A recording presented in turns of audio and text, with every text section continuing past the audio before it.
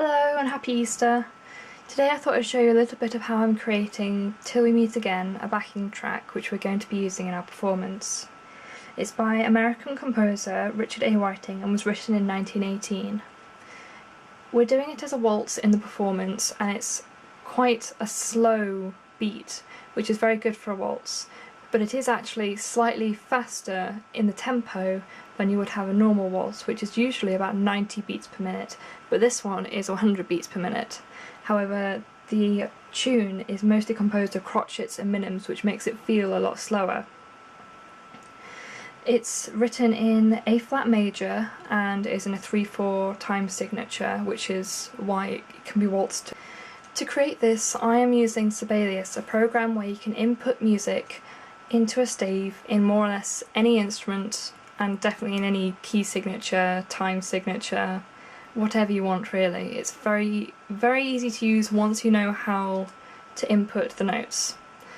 For this particular version of it, I am using this keyboard, which is 2 octaves long and has the option to change the octave in order to create higher and lower pitches.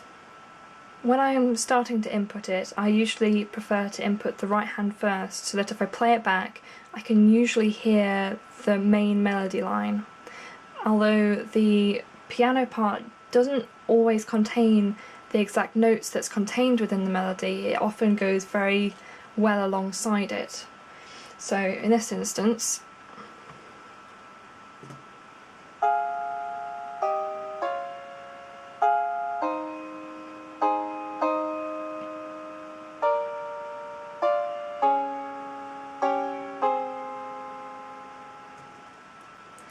if you're familiar with the tune, then you'll instantly recognise the melody part played by the piano. However, although the right hand contains a lot of the melody, the real depth comes from the left hand, which is the second thing I input. I usually like to do a section at a time, so the introduction and then the first verse, and then I'll do the first chorus. And I'll do the right hand first, followed by the left hand, followed by any other things that need to be inputted, such as extra text for lyrics or any expression or technique that needs to be used. So in this instance, slowly at the top and a few ties throughout the introduction. Now if I add in the right hand,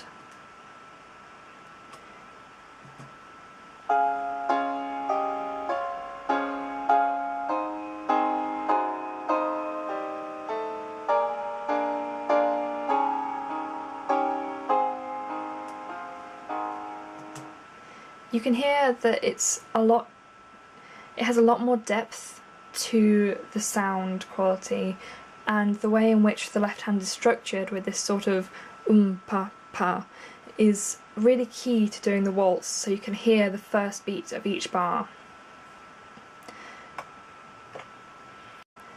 I find that it's really important to listen back to what I've inputted at a regular intervals really, because it's so easy to make a mistake by putting a natural or a flat or a sharp in the wrong place, especially if you're inputting it on the keyboard and it doesn't quite register, or it registers a different note if your fingers slip. So in this case I can always select notes and raise them, lower them, depending on if I've misread the text or if it's just an accident. In sometimes when you're inputting it, if you're inputting a lot of flats or a lot of sharps, it registers it as the opposite note. For example, if I try and register an F flat, it will just register as an E.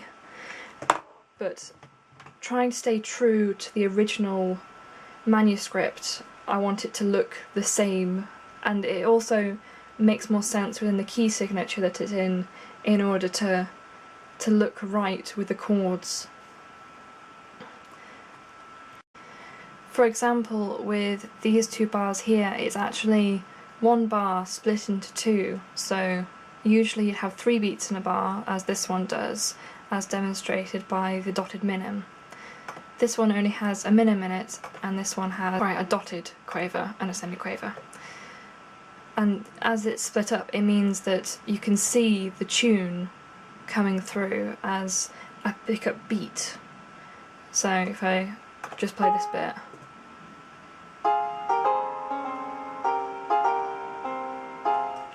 you can hear that although it isn't on the first beat of the bar, it is important to leading into the main tune. It's really important to create our own backing track, especially with a program like Sibelius, where you can control the speed of it. And it's of key importance when you're doing a waltz that you've got a very rhythmic beat, so you know when to go on the first beat of each bar. And if you have pauses frequently throughout it, it becomes very difficult to match the rhythm to the movement that you're doing with your feet. And especially when we've been practicing with recordings of this, because it's such a slow song where there are lots of glide, it's difficult to stay in control of where you're stepping, because when you need to pause, it's almost like you're hesitating too much. So once you've got a steady beat, it's a lot easier to dance to. Although it is a fairly long process, I do enjoy putting it into Sibelius because it is quite relaxing, and you're also creating music, and even though it's not your own piece of music, it does feel very organic in the way that you're creating it, and you're understanding the structure and the way in which the chords are made up and how each section flows into the other. One interesting thing that I did notice when inputting music for some of the other backing tracks was that harmonies became more apparent as you're inputting the music, as you might have, but at the same time there could be an alto singing, or even, you know, it could be very varied in what the tune could be for the harmony parts, but if you have chords and you can see what they look like, it is a lot easier to create multiple layers of vocals. And it's especially important in our group where we have a huge variety of voices, from singing amazing alto parts to very high soprano parts. And by looking at the sheet music, we can increase our understanding of the piece so much more, and by doing this we can create a much varied interpretation of our song. Well, that's all from me, and I should probably get back to inputting the rest of this. I'm only about a third of the way through, so a little bit more to go. So I hope you enjoyed this vlog. Please come back again for more updates on what we'll be doing, and hopefully I'll see you at our performance. Bye!